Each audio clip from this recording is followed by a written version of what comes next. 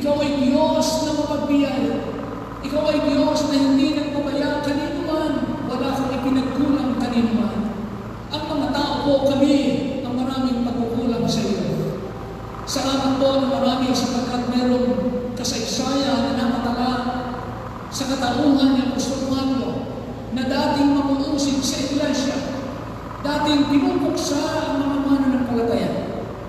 Ayaw niya ng iyong mensahe, ayaw niya ng iyong pangalan, ayaw niya ng iyong gawain, ayaw niya ng iyong mga anak, ayaw niya ng iyong mga alagad. Pero dumating ang isang araw na siya'y nagkaroon ng pagbabago sa kanyang buhay. Ang dati niyang sinisira, ngayon ay kanyang pinangalan. O Panginoon, napakadakila ng ginawa mo sa kanyang buhay. Ang kanyang kasaysayan ay kagaya din ng kasaysayan ng ating kanya-kanyang buhay bilang mga mananampalataya. Hindi namin kayang maitanggi ang katotohanan na kami dating lang, ngayon kami nakakakita. Maraming salamat po sapagkat hindi po ito namin naunawaan sa aming sariling karunungan, kundi ipinahayag mo sa mga musmos, sa mga walang unawa at mga walang muwang. Kaya kami nagpapasalamat, wala kami may pagmamalaking naman, maliban sa krus ng aming Panginoon Jesus. Si Kristo ang aming ipinagmamalaki, sapagkat siya ang aming tagapagligtas at mangingibig ng aming kaluluwa. Maraming salamat po sa buwan ito at kagaya po ng sinabi ng Apostle Paul, inari mo ang lahat ay sukat lamang dahil nakadakilaan ang pagkakilala ko kay Kristo. At inari mo ang lahat ay sukat, basura lang, walang kabuluhan dito sa mundo. Makilala ko lamang, matamong ko lamang sa Jesus. O Lord God, bless po ang aming pagkakataon panahon na gugugulin sa iyong salita. Ito ay aming dalangin sa pangalan lamang ng aming Panginoong Jesus. Lahat ko magsabi ng Amen. Amen. Maraming salamat po, mga kapulong ko tayo, mga kapatid. Amen. Ang chapter 9 ay record na ating mababasa paano na-convert sa Apostle Paul. At ito ang kanyang dating buhay na sinasabi niya, ginawa ko dahil ng kamangmangan. Dahil yan patotoo niya sa Timoteo. Sinabi niya kay Timothy, because of ignorance. Because of ignorance. Sa kanyang kamangmangan, pero napakasigasig po niya. Talagang sa chapter 8, makikita po natin ang kanyang galit. Sa chapter 8, verse 1, sabi nito, and Saul was consenting unto his death. Siya ang nagpapatay kay Stephen. Siya ang leader. And at that time, there was a great persecution against the church, which was at Jerusalem. Kapatid, ang pangangaral ng Ebanghelyo ay nagsimula po sa Jerusalem, sa Israel, dito sa lupa. Hindi po Jerusalem sa langit. Mali po yung sinasabi na ang Jerusalem na pinumuli ng pangangaral ay galing sa langit. Hindi po. Ang Jerusalem na tinutukoy po ng pinagmulan ay narito, inuusig ang iglesia sa Jerusalem, doon sa Israel, dito sa daigdig, dito sa lupa, ito po sa Jerusalem nito.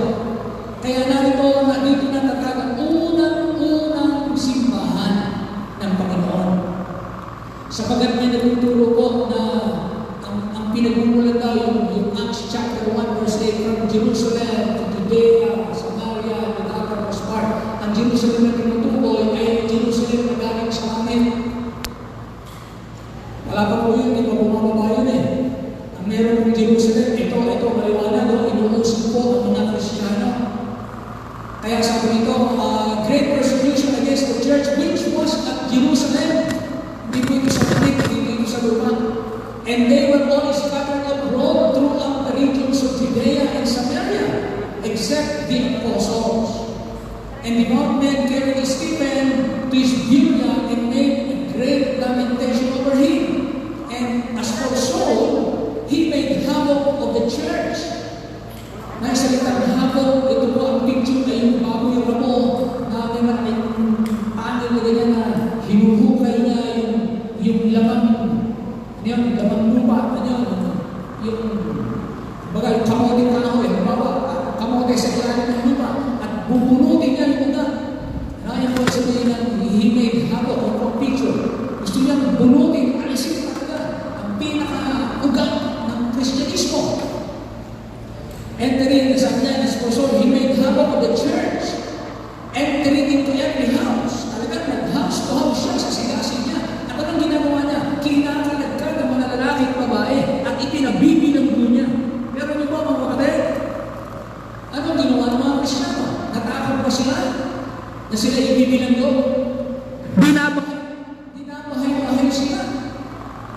Itong pandemya na to, hindi pa tayo binabahay-bahay. Marami po mga Kristyano na natakot na. Hindi pa tayo binabahay-bahay. Nagsabi pa lang ang Pangulo, hindi pa binabahay-bahay. Pero ito talagang binabahay-bahay ng mga Kristyano, kinakalagkad at pinabibilanggo. Mga kapatid, anong ginawa ng mga Kristyano? Verse 4. Therefore, they that were scattered abroad went everywhere, preaching. Aba, hindi po sila talaga. Kahit po ginagawa na sila, kinakalagkad sila, pinabibilanggo, mayroong permit. May permit sa kinaukulan. Pero sabi nito, sila po ay therefore they that were scattered. Ang salita po dito maganda rito, yung salitang scattered, hindi po sila nangalat sa takot. Hindi po gano'n na nangyari. Ang ginamit pong salita sa salitang scattered, diaspero. Kaya meron pong diaspora. Itong diaspero. D-I-A-S-P-E-I-R-O. Diaspero. The word dia means throughout. The word spiro means to sow the seed. Kaya kung salitang, therefore that were scattered abroad, ibig sabihin ng mga Kristyano hindi nangalat sa takot, hindi sila ko'y nangalat na katulad ng binhi na inihahagis, itinapanin sa iba't ibang lugar, bumabagsak sa iba't ibang lupain. Kaya nangyari, they went everywhere preaching the word. Kaya makita niyo po, hindi po sila nangalat at natakot at tumahimik at nagkulong sa bahay. Hindi po gano'n nangyari sa kanila. Sila po yung manganak, ay kung saan sila makarating, ay kung sila nangangaral. Hindi po sila natakot. Minamahal. Kaya ang kasaysayan po ng simbahan, wala po itong kinatakutan sa kasaysayan ng salita ng Diyos. Ang mga mananampalataya po ay piniling inulit-ulit takutin, pagpupugsain, ipakain sa leon, pagpapatayin, talagang pagsusugin, ipapako sa krus. Ginagawa po sa kanila, ginagawa silang lantern sa gabi, sinusunog sila sa gabi, ginagawa silang pailaw at katatakutan sa bayan. Pero sila po yung nagsisiawit, pinakakain sila sa leon. Alam niyo po yan, kasaysayan niya. Lalo ng time ng dark ages. Sila po iniuulog sa mga pumulong langit. Pero ang mga mananampalataya, kapag sila ay nakarating kung saan, they share the word of God. And therefore, they that were scattered abroad. Sino yung they? Andun sa verse 1, the church. Ang simbahan, inungsik, nagpunta sila sa iba't ibang lugar, at doon sila nangaral. Yan din po nangyari sa Amerika. Kung naalala niyo po, ang Europe, inungsik sila, wala silang religious freedom, pinag-uungsik sila. So mga Kristiyano, umalis po sila sa Europe, ang tinatawag natin mga pilgrims, alam niyo po yan sa mga nag-aral sa Isaiah at nagbasa ng inyong history, umalis po sila sa Europe, naglalakbay sila, ang mga pilgrims, nakarating po sila sa American soil. At dyan po natatag ang Amerika, mga kapatid. Kaya kailangan konstitusyon nakasali po sa salita ng Diyos. Kaya nagpapasalamat po tayo na ang mga mananampalataya ay hindi po kayang pigilin dahil meron po silang kapangyarihan na sa Panginoon nagmumula. Amen. So nakita po natin, inuusik ni Saulo ang simbahan at sila'y nanganak at nakakapagtaka habang sila'y inuusik, lalong dumadami. Lalong dumadami. Habang sila'y kumakanak, humahayo kung saan nakakarating, lalong dumadami. Bakit? Sapagkat kung saan sila makarating, hindi sila nagtitigong ng bibig. Sila'y nagbabahagi ng salita ng Diyos. Now, so kung makita natin dito, so eto si Saulo, sa chapter 8, galit na galit. Chapter 9, nakita po ulit natin, puno siya ng, sabi nga dito, breathing out threatenings. Umuusok ang ilong. Yung picture natin sa comics, And so yet, breathing out, threatening, and slaughter against the disciples of the Lord went unto the high priest. and desired of him letters to Damascus, to the synagogues, that if he found any of this way, tawag po sa Kristyanismo, this way, minsan ay the way, makikita niyo sa Bible, the way, this way, yan po yung Kristyanismo, Christianity. At tagasunod ni Jesus Christ, found any of this way, whether they were men or women, he might bring them bound unto Jerusalem. Ibinabalik. And as he journeyed, he came near Damascus, suddenly, ayun na. And habang siya papunta sa mga bahay-bahay, papunta na siya sa Damascus, nasa daan siya ng Damascus, bigla na lamang, suddenly, merong liwanag na nagliwanag at niliwanagan siya mula sa langit. At siya ay nahulog sa lupa, sakay ng kanyang kabayo. Sakay ng kanyang sasakyan, nahulog siya sa lupa, maging kanyang mga samahan. At siya nakadinig ng tinig, Saulo, Saulo, bakit mo ako pinag-uusip? Mahirap sa iyo ang sumikat sa tulis. Sabi niya, sino ka ba, Panginoon? Sino ka? Ay, hindi, nakilala yung tinig na yun. Then, nagpakilala sa kanya, I am Jesus, whom thou persecutest. It is hard for thee to kick against the pricks. Akong iyong inuusig, Saulo. Verse 6, nanginig siya. Sabi sa Saratang 6, nanginig siya. At siya'y namangha.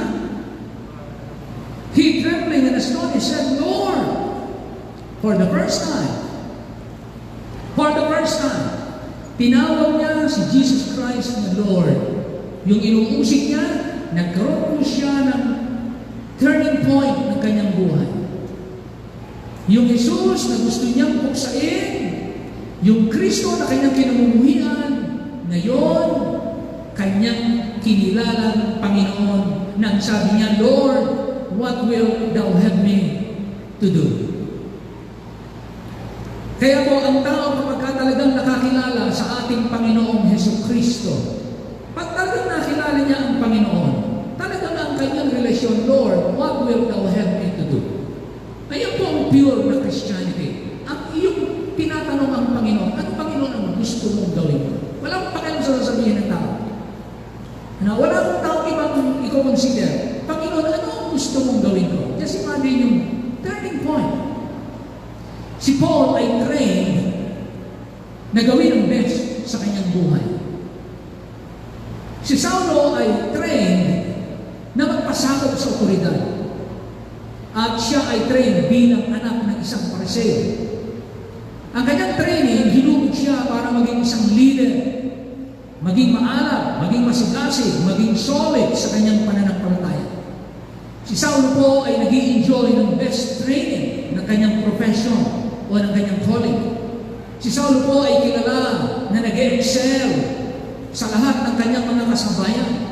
Kumbaga siya outstanding. Ang kanyang posisyon, ang kanyang popularidad, ang kanyang passion, ay sapat para siya ay may pagmalaki at siya may pagmalaki ng kanyang bayan. Kung ano man ang meron siya ay isang katangian na kinikilala ng kanilang bayan.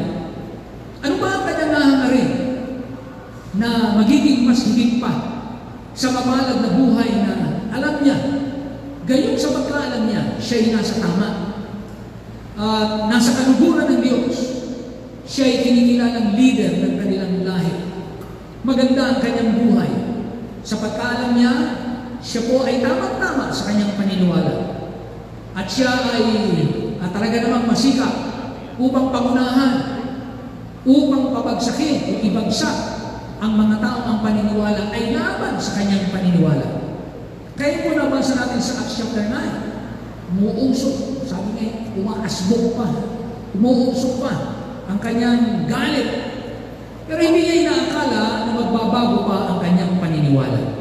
Sino ang makapagsasabi? Siguro kung makikita natin sa Saulo ng mga panahon yun, naku po, itong taong ito, wala na kong pag-asa maligtas. Grabe ang galit sa Kristyanismo. Grabe ang sikasig sa kanyang reliyon. Grabe ang paniniwala na siya ay nasa tao. Parang ganyan po yan. may asawa.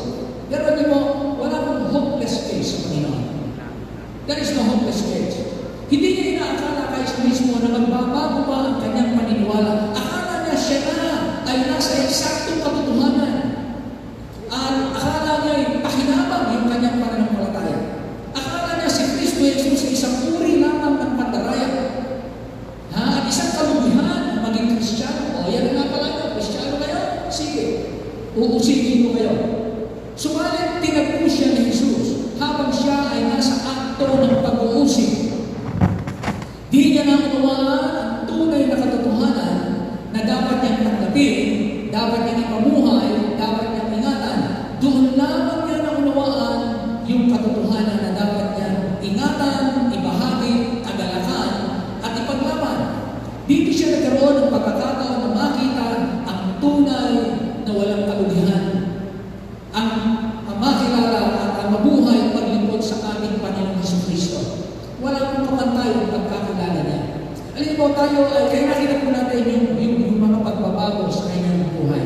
Ngayon ko po muna tingnan natin, alin po, madalas na inaayawan ng tao ang pagbabago.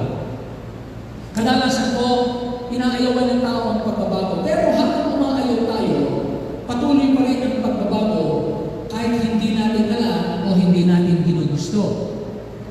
Mula pagkabinhi natin sa bahay bata, hanggang pagtanda, punong-puno tayo ng pagbabago. Punong-puno ng pagbabago ang buhay.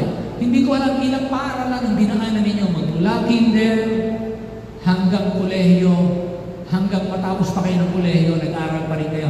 Ilang paaralan, nagpabago-bago kayo ng paaralan na pinasukan bago nyo matapos ang inyong kurso. Bago nyo marating yung kinalalagay nyo ngayon.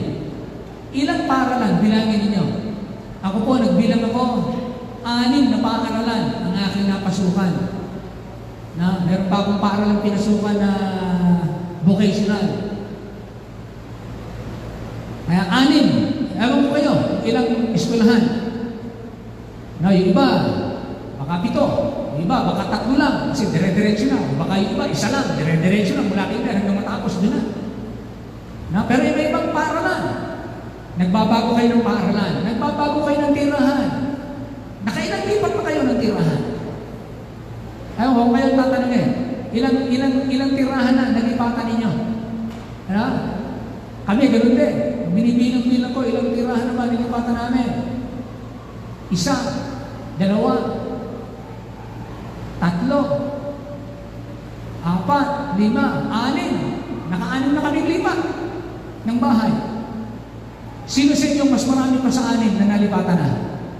Ayun, 7. O, 7. Sino ang may 8? Ano ba rito 8 lipat? Yun, pinakamarami sa atin, 7 bahay. Ayun, sino mas marami? 8. Tinan niyo po yan, ha? Hindi masama ang pagbago. Ang buhay mo puno ng pagbabago. Ilang ospital ang pinupuntahan natin. Hindi tayo makontento sa isang ospital. Punta naman tayo sa isang ospital.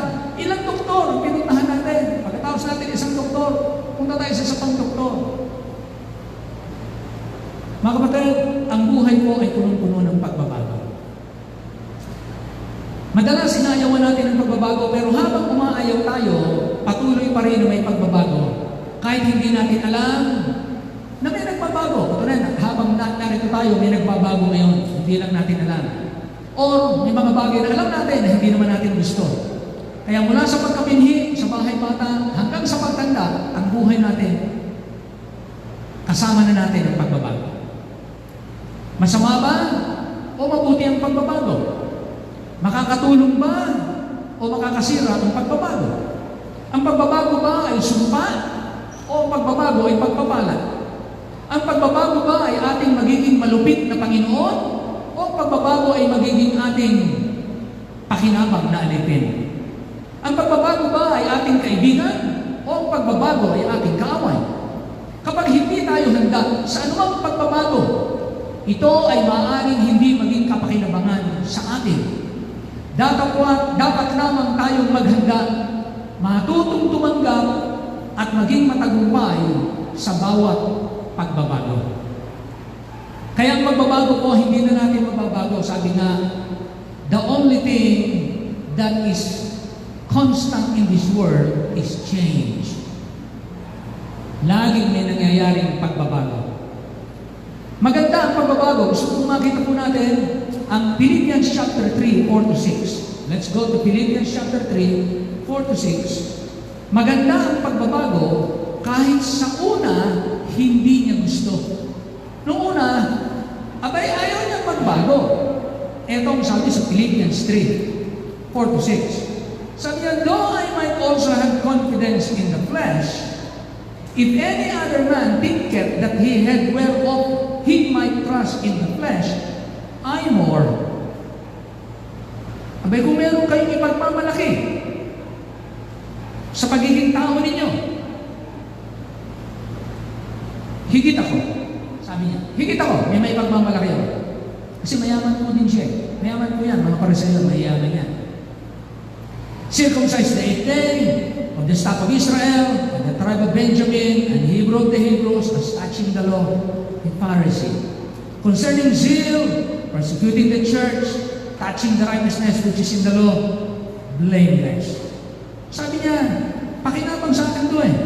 May pagmamalaki ko. Pero sabi niya, verse 7, but what things were gained to me, those I counted loss for Christ. Pinagmamalaki ni Pablo ang pagiging Hudyo, pinagmamalaki niya ang pagiging Pariseo, pinagmamalaki niya ang pagiging manguusig ni Kristo, sapagkat ibig niyang manatili at ipagmalaki na siya ay miyembro ng Judaismo. Ibig niyang patunayan na ang kanyang pananampalataya ang totoo. Ibig niyang bunutin, wasakin, at mawala ang Kristyanismo. Yan po makikita natin na ang pagbabago kahit sa una, hindi niya gusto. Pero ganun pa man, kinakailangan niyang magbago. Maganda po ang pagbabago, mga kapatid. Kaya, tayo po lahat, bagaman tayo mga mananampalataya, dapat po alam na natin ang realidad ng pagbabago. So ano po, ilang bagay po, ano ang mga pakinabang ng pagbabago? Una po, pagka meron pong pagbabago, number 1, ito po nakita natin, nararanasan natin kung ano ang totoo. Kapag ka po may nangyayaring pagbabago, nararanasan natin ang bagay na totoo, kasi totoo po ang pagbabago. So mga minamahal, tayo po'y maging handa sa anumang pagbabago. Yung nga lamang pinag-usapan natin dito, ang pagbabago ba ay kaibigan o kaaway? Ito ba ay kalubihan o pakinabang? Ang pagbabago ba ay sumpa o pagpapala? Ano ba ang pakinabang ng pagbabago? Well, ang pagbabago po ay karanasan ng kung ano yung totoo. Tayo ay nabubuhay sa daigdig ng pagbabago. At ang mga bagay na totoo sa ating buhay o hindi pa totoo sa ating puso, nalalaman natin kapag dumadating ang mga pagbabago. Kaya kinakailangan po natin pakisamahan. Ayan, pakisamahan. Paano natin pakikisamahan? Paano natin haharapin ang mga pagbabago? May mga tao po na siyempre kapag inyong lakas nagbabago, humihina, ang mga tao po nadi-discourage kasi kita niya yung panghihina, yung pagbabago. Nawala na yung kanyang dating lakas. Yung putis niya na makinis, na ngayon ay kulubot, nakakakita siya ng mga dead cells sa kanyang katawan, nakakakita siya ng maraming falling hair pagka siya gumigising, nakakaramdam siya ng panlalago ng kanyang mga mata, nakakaramdam siya na parang humihina ang kanyang pandinig, nakakaramdam siya na nagpapaktuwait ang kanyang blood pressure, nakakaramdam siya na mahirap na siyang bumangon mula sa pagkakahiga o sa pagkakaupo, nakakaramdam siya ng iba't ibang pains. Nakakaramdam siya ng nagbabago ang temperature ng kanyang katawan. Nagbabago maraming bagay sa kanyang buhay. Puno-puno ng pagbabago. Mga minamahal, nararanasan natin kung ano ang totoo. We cannot deny the truth. Truth is a stubborn fact. Stubborn po katotohanan. Hindi po siya pumapayag na mag-compromise. Ang katotohanan po ay dire-diretso. Wala siyang kinikilingan. Kaya mga kapatid, ang isang pakinabang ng pagbabago, nararanasan natin kung ano ang totoo. Kaya sa pagbabago, dapat po natin tanggapin kung ano yung totoo. Pero kinakailangan matutunan natin paano pakikisamahan ang totoo. Ang pagbabago. Pangalawa, anong pakinabang? Kaya, pangalawa, pakinabang, lumalakas tayo. Bumubuti tayo. Nag-i-improve tayo. Tumatalino tayo. Dahil ng pagbabago. May kasabihan po tayo, walang paru-paro kung walang pagbabago. Tama ba? Walang paru-paro kung walang pagbabago. Kasi nakita natin yung paru-paro. Bago maging paru-paro, caterpillar siya. Mabagal, kakainit. Pagkapanggapang ng sasanga, pakain-kain ng dahon. Pero pagdating ng panahon, may nararamdaman siya sa kanyang sarili na kinakailangan niyang mag-isa at magkulong. At mula sa dulo ng kanyang katawan, meron lumalabas na parang silver na silk. Ikakapit niya sa sanga. May bumubukas sa kanyang katawan. Gagawa siya ng kukun, babalutin niya ang kanyang sarili, magkukulong siya doon.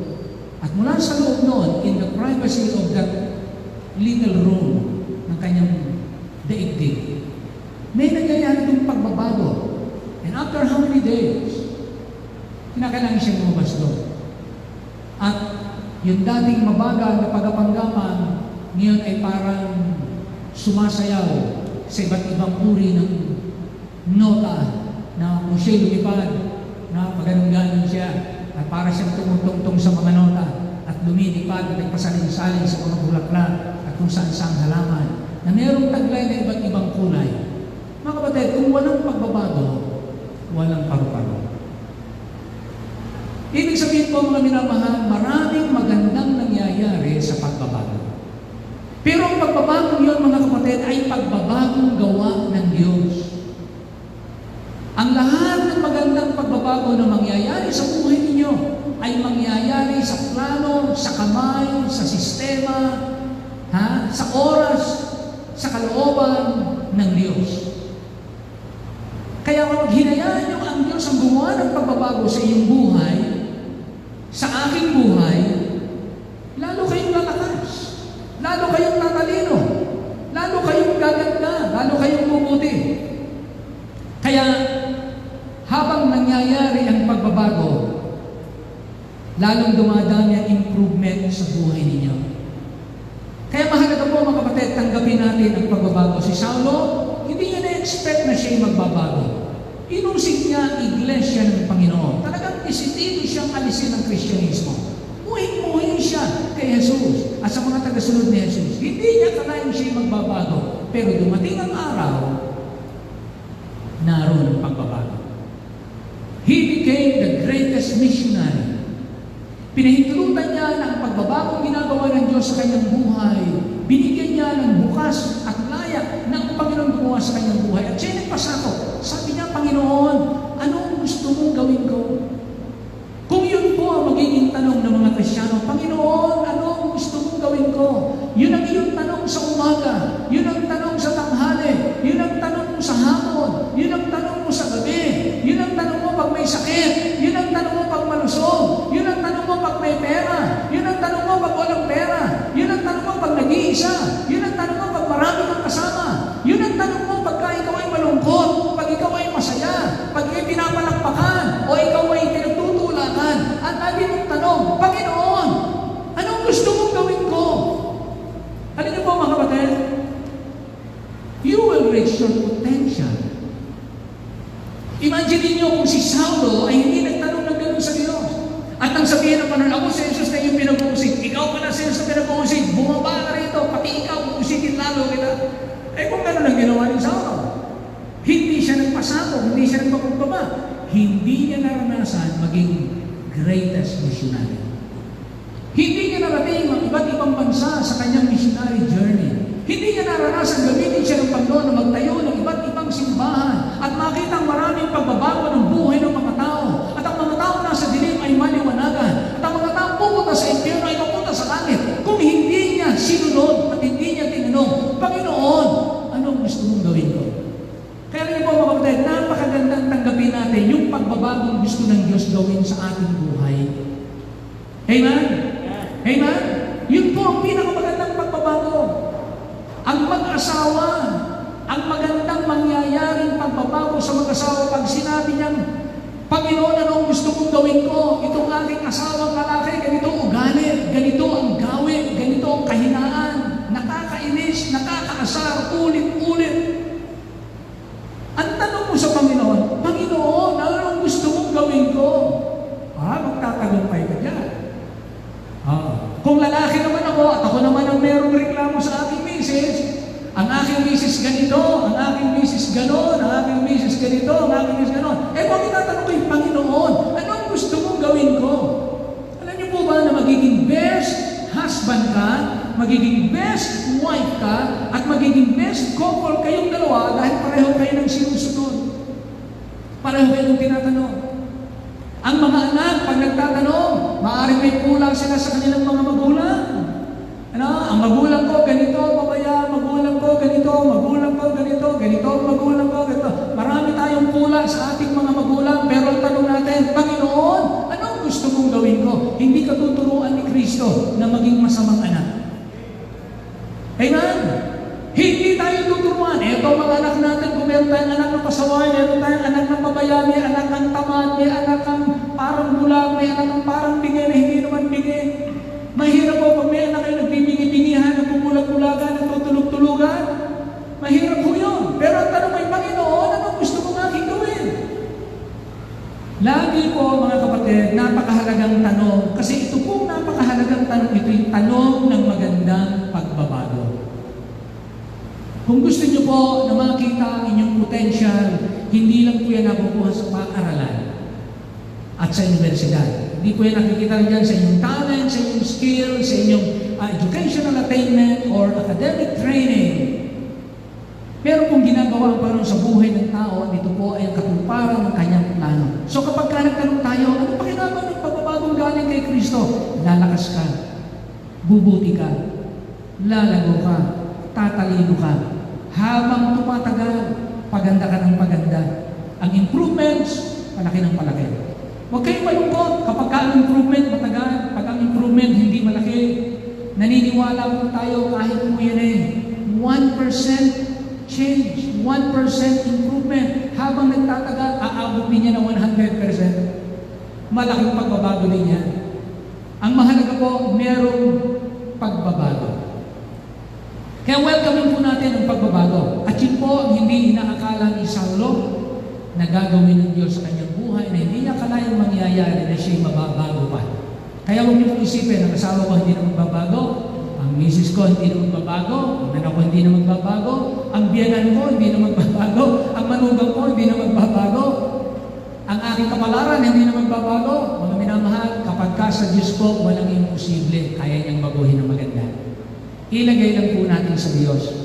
So ano po pakinabang ng pagbabago? Sa pagbabago, nakakakita tayo ng bagong pagkakataon.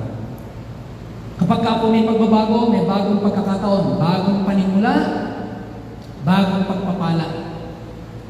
Sino sa inyong natuwa nang tayo nagbabiyahe, papuntang Baguio, nagkaroon na ng, ano tawag yun? NLEX ba yun? NLEX? NLEX. Dati walang NLEX, di ba? North Expressway. Dati South Expressway lang South Super Highway. Nagkaroon ng NLEX. Aba, umiksi ang Baguio, umiksi ang biyahe.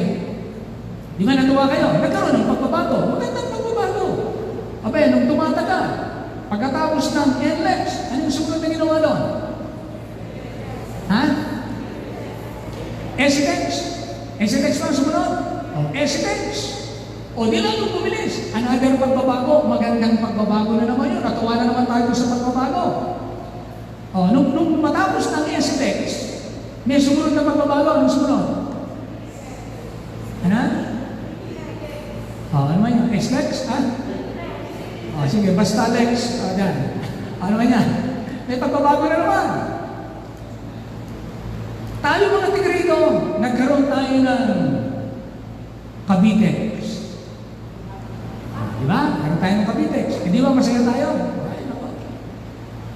Di ba ginagawa ngayon yung yung sa taas? Skyway. Dati, doon lang yung Skyway. O pinahaba, umabot na rin sa labag. Dadating daw, aabot pa. At magkakaroon ng another kalsada mula sa Quezon, papunta rito sa Luzon, sa Metro Manila.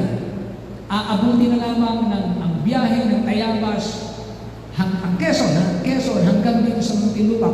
Abuti na lang po ng isang oras. O isang oras at kalahati, hindi ko alam. Iiksi po, gawa ng kalsada ang gagawin. Kaya tingnan niyo po mga kapatid, ang pagbabago po ay maganda. Ang magandang pagbabago ay pagpapala. Sa pagbabago, nakakakita tayo ng bagong pagkakataon, bagong pagpapala, bagong panimula. Kaya huwag po kayo matakot na magbago. Lalo na kung ang pagbabago, ang nangunguna sa atin ay si Kristo. Itong pandemic na ito, marami itong binago.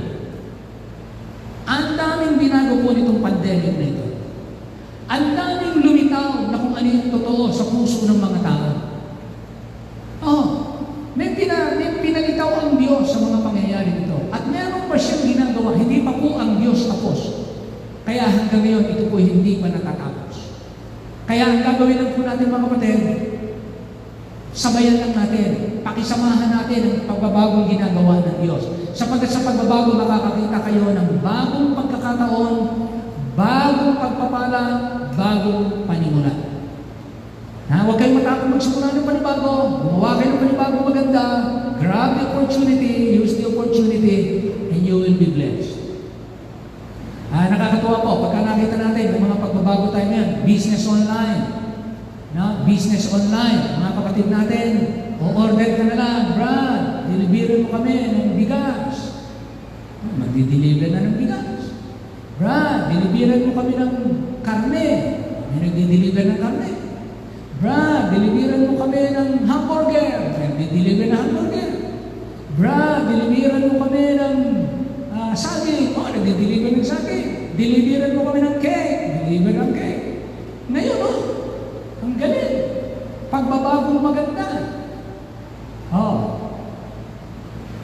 So lahat po ng pagbabago, mga kapatid, it's either masamang pagbabago o mabuting pagbabago. Now, tanong po natin, ang masamang pagbabago ba ay masama? O ang masamang pagbabago na tinatawag natin kapag hindi lang natin alam at hindi natin kasama ang Diyos, ang masamang pagbabago ay nagiging masama. Pero kahit gaano masama ang pagbabago, pagkasama niyo ang Diyos, ang masama nagiging magandang pagbabago. Kaya sabihin natin, salamat, nangyari ang masamang pagbabago, napabuti tuloy ang pagbabago. Pastor, paano ba yun? Well, tingnan niyo si Joseph. Masamang pagbabago nangyari sa kanya. Dating kasama siya ng kanyang pamilya. Kinamuhian, kinikita ng mga kapatid. Anong ginawa sa kanyang kapatid? Binenta siya. Alam niyo na istorya. Binalak pa siyang patayin. Ang sama ng pagbabago. Napalayo siya sa kanyang magulang. Pero dahil noon, naging pangalawa siya sa king ng Egypt. Yun ang ginamit para sa panahon ng tagutong, inihanda na siya ng Panginoon, kukupin niya ang kanyang pamilya. At alam niyo mo, habang tumatagal, nababasa ni Joseph ang pinagdadaanan niya at yung masamang pagbabago na nangyari sa kanya, palibasa hindi siya humalwalay sa Diyos. Palibasa na nanatili siyang nakaugnay sa Panginoon. Palibasa na nanatili siyang Panginoon. Anong gusto mong gawin ko? Nasa malayo man siya, nasa abroad siya, hindi siya kita ng kanyang magulang. Laging ang tiim, ang sentro ng kanyang puso, Lord, what will thou help me to do? Hindi mo siya naging taksil. Hindi mo siya naging taksil. Hindi siya naging makasalanan. Hindi mo siya naging ligaw sa pananampalataya. Lagi niyang iningatan sa kanyang puso, Lord, what will thou help me to do? Yung training niya sa kanyang tahanan, sa kanilang pananampalataya, talagang dala-dala niya. Alam niyo po mga kapatid, mahirap po kapag isang kabataan napunta sa isang lugar o sa abroad, tapos yung ating mga anak na napunta sa abroad, umahal natin sa buhay na nakapag-abroad, ay hindi alam kung asino ang tatanungin sa buhay. Kapag ang tinanong niya na, ano ang gusto kong gawin? yan ang simula ng pagkaligaw. Kaya kinakailangan po, kung meron kang gusto, ito ba ang gusto ng Diyos? Hindi ba ito sasalungat sa gusto ng Diyos? Hindi ba magagalit ang Panginoon sa akin? Lord, anong gusto mong aking gawin? Gusto ko po ito. Pero ituro mo po sa akin kung itong ginugusto ko ay hindi mo gusto o gusto mo. Anong prinsipyo ng iyong salita ang umaayon dito para aking ituloy? O anong salita at prinsipyo sa salita ng Diyos ang sumasalungat para ito'y itigil ko at aking bitawan? Sabi nga, I suffered the loss of all things. I suffered the loss of all things, that I may win Christ. Sa pagbabago, makakakita kayo ng bagong pagkakataon, bagong panimula, at bagong pagpapala. Then, sa pagbabago, ay napagtatagumpayan ang pagkainip at kawalan ng hamon sa buhay. At doon lumalabas ang ating iba't ibang potensyal o kakayahan. Na pagka po ang buhay, comfort, nagiging routinary, yun na lang ang buhay ng araw-araw. Walang improvement, walang challenges na hinaharap, walang difficulties to solve, walang problems to solve, hindi na i-exercise yung iyong abilities, hindi na i-stretch yung iyong faith, hindi na i-stretch yung iyong determination, hindi na exercise yung inyong skill o yung inyong talent, yung ano ang meron kayo sa loob na inilagay ng Diyos. Pero kapag nagkaroon po ng pagbabago, ay napagtatagumpayan nyo yung pagkainip. Kaya mga minamahal, huwag po tayo maging resistant to change kapag kami pong mga pagbabago. Ang tatanungin lang natin, Lord, ano ang gusto mong aming gawin? Kapag kaganon po tayo, hindi nyo ipagkakamali mga kapatid, ang pagbabago ay magiging pabor sa inyo at sa ating pamilya. Kaya nang sabihin ng Apostle Paul, Lord, what will they have me to do? Then binasa natin sa verse 8, habang tumatagal na po siyang mananampalataya, chapter 3 ng Philippians. Habang tumatagal na siya bilang isang mananampalataya, sabi niya na, verse 8, Yea, doubtless I count all things but loss, that I may win Christ. Yea, doubtless I count all things but loss, for the excellency or superiority of the knowledge of Christ Jesus my Lord, for whom I have suffered the loss of all things. Loss. Sabi niya, binilang kong kalugihan ang lahat ng bagay. Ibig sabihin, kumakamtan ko to, kalugihan. Kung nasa akin ito, kalugihan. In comparison sa pagkakilala ko kay Kristo, lahat ng mga ito, nagmukhang walang saysay, nagmukhang kalubihan, hindi siya pakinabang. And to count them but done. Dahil nakadakila ng pagkakilala niya in comparison sa superiority ng pagkakilala niya kay Jesus, sabi niya, ibinilang ko ng mga itong dumi. Di ba? Dumi. That I may win Christ. Ibinilang ko na ito'y hindi magiging karibal. Hindi ito magiging katunggali, hindi ito magiging kaagaw, hindi ito magkakaroon ng count. Hindi ito magkakaroon ng weight o ng value para si Kristo ay hindi ko matamo. Sapagkat ang pinakahangad niya ng ngayon ay si Kristo. Si Kristo. That I may win Christ. That I may win Christ. Now, 5 bagay po, mga minamahal, bago po tayo, ito po ang ating pagtuunan ng pansin. 5 bagay po, na gusto kong pagtuunan natin ng pansin. Okay. Tingnan po natin ang verse 8 again. Sabi niya rito. Verse 8. Yet doubtless, and I count all things but loss. Sa 7, sabi niya, what things were gained to me, those I counted loss for Christ. Then, inulit niya sa verse 8, yet doubtless, and I count all things but loss. Yung dating pakinabang sa kanya, sabi niya, I count all things but loss. What things were gained to me? Those I counted loss for Christ. Everything, anything, all things that were gained to me, I counted loss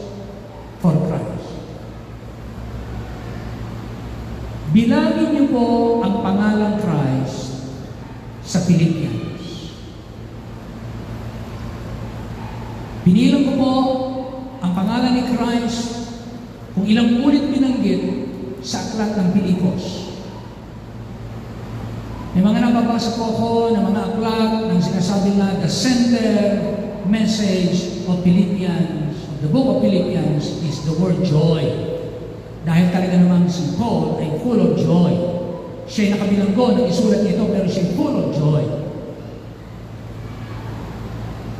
As for me, habang binabasa ko po at tinitingnan ko, ano ang very prominent? Ano ang madalas na binabanggit ni Paul? Anong pinakamaraming salita na inulit-ulit niya na hindi mo pwedeng hindi mapansin sa aklat ng Pilipos? At binilang ko po ang pangalan Jesus Christ, Christ Jesus, Lord Jesus Christ, Jesus Christ, Jesus Christ, Christ, Jesus Christ. Binilang ko po. Sa chapter 1, meron pong 18 times sa chapter 1. Pagdating ng chapter 2, umabot po siya hanggang 26 times na inulit ang pangalan Jesus. Pagdating sa chapter 3, pag natapos kayo ng chapter 3, aabot po kayo ng 35 times. Pag natapos niyo ang chapter 4, pag binilang niyo, ilang ulit binanggit ang pangalan Christ, sa akin pong pagbibilang, i-correct niyo po ako kung may nagkamali. Ulitin po ninyo, pakitignan niyo po ulit. Pero sa akin pong pagbibilang, inabot po ako ng 40 ulit binanggit ang pangalan ng Jesus. 40 times in 4 chapters. 40 times. Ibig sabihin mga kapatid, punong-puno ng pangalang Jesus. Punong-puno ang kanyang diwa ni Jesus. Captured ang kanyang puso ni Jesus. Na anong pumupuno ng inyong puso? Para maging katulad tayo ng Apostle Paul na gamitin tayo ng Diyos, maging pagpapala tayo na siya ay lawyer. Sabi nga nila, pastor, sabi ng isang buwan sa pastor, ang pagiging abogado ay isang ewan ko kung tama yung aking termino sa akin natatandaan. Sabi niya, ito'y nakakaingit na profesyon.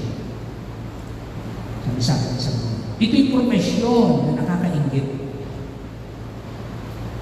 Si Apostle Paul ay lawyer, successful, prominent lawyer. Kilalang kilala po siya. Mayaman po siya. Kinaiingitan siya. Pero alam niyo po, sabi niya, itong pagiging abogado mo, makilala ko sa Jesus. Wala ito, hindi ito may kukumpara sa kadakilaan ng pagkakilala ko kay Jesus. Sa kadakilaan ng pagkakilala ko kay Jesus, sabi niya, hindi may kumpara yung aking posisyon, yung aking profession, yung aking kayamanan, yung aking training, hindi may kumpara sa kadakilaan ng pagkakilala ko kay Jesus. Nawa mga kapatid, ito ang maging king. Crowning desire. Siyang mag-occupy ng ating dream, ng ating heart, si Kristo. Dahil wala pong pinagmatagumpay na buhay, kundi ang buhay ng ating Panginoong Jesus. Ano man ang ating profession, ano man ang ating level, status ng ating buhay, sa anumang aspeto ng buhay, ano man yung ating level, ano man yung ating naabot, mga minamahal, dapat mapuno ka, mapuspos ka ng paghangad ng uhaw, paghanga, pagmamahal, pagpapasakop kay Kristo, na makilala mo siya lalo. Si Apostle Paul, wala siyang takot. Sabi niya, hindi ko na kinatakutan ang pag-uusig, ang gutom, ang puyat, ang hirap, ang panganib, ang kamatayan, ang kabulukan. Hindi na siya natakot doon. Why? Dahil nakadakilaan ang pagkakilala niya kay Kristo. Amin naman, kapag totoong tatawag sa iyo si Kristo, mababago po ang inyong gawain. Marami kayong ituturing na loss. Madali nilang bitawan yung mga bagay na hindi makakalugod sa Diyos. Madali niyang bitawan. Pero hanggang si Kristo hindi prominent, hindi po siya preeminent sa ating buhay. Hindi po siya primary. Hindi po siya priority ng ating kaluluwa, ng ating puso. Mga minaman, ang dami pong parang linta. Ang daming linta nakakapit sa ating kaluluwa. Kumbaga, figuratively speaking. Para mga linta, nakakapit sa ating kaluluwa na sinisip-sip tayo, pinapangihina tayo, konting problem, bagsak tayo, konting hindi pagkakasundo, bagsak tayo, konting pagbabago, galaw na ekonomiya, takot tayo, konting hindi tayo matatag, unstable tayo. Pero mga kapatid, ito si Paul, nasa loob ng bilangguan. Nawa sa madilim na dungeon. Hindi masama ang kanyang ginawa, pero siya nakabilanggo, siya inuusig, alang-alang sa pangalan ng Jesus. Ngayon, siya sumulat ng Pilipos, hindi niya makalimutan 40 times. Kung bibilangin po ninyo, 40 times. Hindi niya makalimutan banggitin lagi ang pangalan ng Jesus. Parang sa bawat subject, sa bawat topic na kanyang pabanggitin, nakakonekta ang pangalan ng Jesus. Ganon po siya ka-engross. Ganon siya ka-loyal, katapat sa ating Panginoon. So ano ba makikita po natin? That I may win Christ, this is what you need. Number 1, change perspective. Bagong pananaw. Sabi niya, I suffered the loss of all things that I may win Christ. Para matamo ko si Kristo. Ibig sabihin, hindi po para maligtas. Siya ang gusto kong mag-please. Lahat ng inaari kong pakinabang, lahat ng aking pinapangarap na makamtan, lahat ng pinagsisikapan ko, hanggang marating ko ang lahat na nagiging hadlang upang tamuhin ko si Kristo, ay naging basura lang kumpara sa dakilang pagkakalala ko sa Kanya. Kaya nagkaroon po siya ng change perspective. Bagong pananaw. So mga kapatid, ito po ang nagiging dahilan kung bakit ang maraming tao talunan sa buhay. Yung perspective ba sa buhay? Yung pananaw sa buhay niya. So magkaroon po tayo ng change perspective. Wala po sa mga bagay ng mundong ito ang tunay na kahulugan ng buhay na kay Kristo. Tandaan po ninyo, walang paru-paro pag walang tamang pagbabago sa buhay. Ako, kayo, lahat tayo, hindi po ito basta nangyayari kasi ang hirap po baguhin ng pananaw. Mahal natin yan eh. Marami na po tayong naranasang tagumpay sa pananaw natin yan. Marami na po tayong nakamtan, ini-enjoy sa dati nating pananaw. Pero si Paul, ganun din po kaya sabi niya, ito mga pakinapan mo sa akin eh. Pero nawalan ito ng saysay nang makilala ko si Jesus. Ibig sabihin ng bagong kanyang pananaw. Hindi niya na dito isinaling ang kanyang contentment, ang kanyang joy, ang kanyang peace, ang kanyang success. Hindi niya isinaling sa mga ito, sa kanyang achievements. Sabi niya, iba nang makilala ko si Jesus. Nagbago ang aking pananaw sa buhay. Change perspective.